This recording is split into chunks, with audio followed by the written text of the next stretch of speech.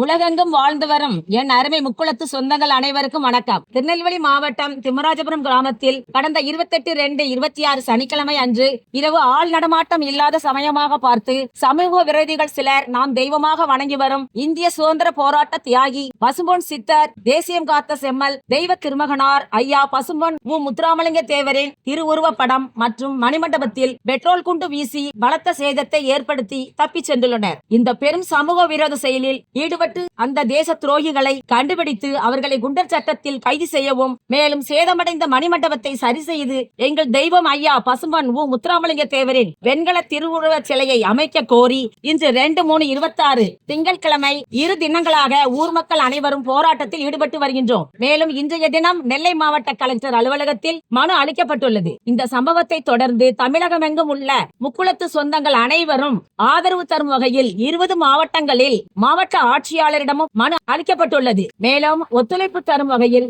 3/3/26 செவ்வாய்க்கிழமை காலை நடைபெற இருக்கும் போராட்டத்திற்கு அருகில் உள்ள சொந்த பந்தங்கள் அனைவரும் வந்து கலந்து கொண்டு ஆதரவு தரும்படி கேட்டுக்கொள்கிறோம். இதுவரை அரசு சார்பிலோ அல்லது வேறு எந்த ஒரு அரசியல் கட்சி சார்பிலோ எந்த ஒரு ஆதரவும் கிடைக்கவில்லை. எங்களுக்கு முழுக்க முழுக்க PMT மக்கள் பாதுகாப்பு இயக்கம் மட்டுமே உறுதுணையாக உள்ளது. எங்களுக்கு முக்குளத்து சொந்தங்கள் அனைவரும் ஒத்துழைப்பு தரும்படி கேட்டுக்கொள்கிறோம். நன்றி.